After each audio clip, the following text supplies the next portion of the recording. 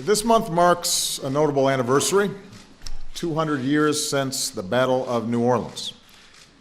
Here in America, we call the great victory over a mighty United Kingdom. Our British friends call it a technicality. The treaty ending the war was signed weeks before. Either way, we've long since made up.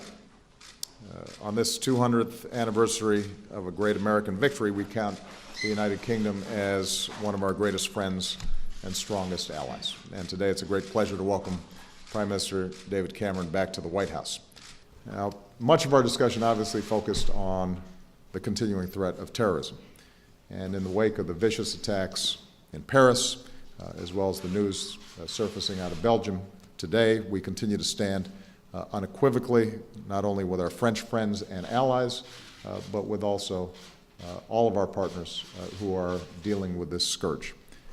I know David joins me when I say that we will continue to do everything in our power to help France seek the justice that is needed, and that all our countries are working together seamlessly to prevent attacks and to defeat these terrorist networks. Now, Britain and America both face threats to our national security from people who hate what our countries stand for and who are determined to do us harm. In recent weeks, we've seen appalling attacks in Paris, in Peshawar, in Nigeria. The world is sickened by this terrorism, so we will not be standing alone in this fight. We know what we're up against, and we know how we will win. We face a poisonous and fanatical ideology that wants to pervert one of the world's major religions, Islam, and create conflict, terror, and death. With our allies, we will confront it wherever it appears. In Iraq, the UK is the second largest contributor to the anti-ISIL coalition. RAF aircraft have conducted over 100 strikes and will continue to play a leading role.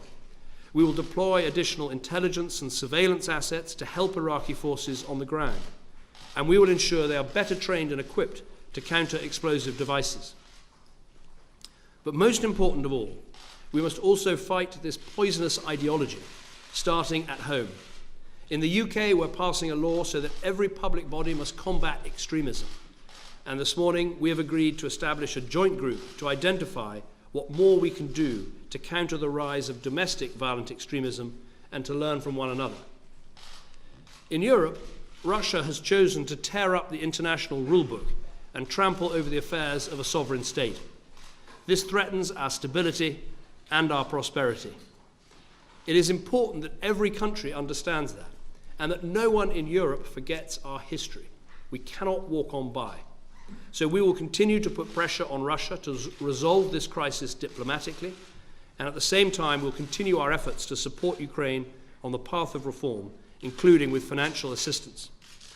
We also reaffirmed our obligations as NATO partners to stand by our allies, and we'll be contributing an additional 1,000 troops for exercises in Eastern Europe this year.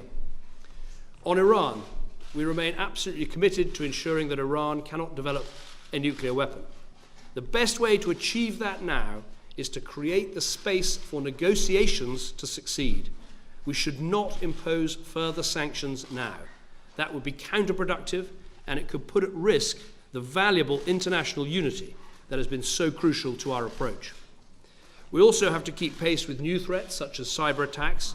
We've discussed that in the last 2 days, and we've today agreed to deepen our cybersecurity cooperation to better protect ourselves.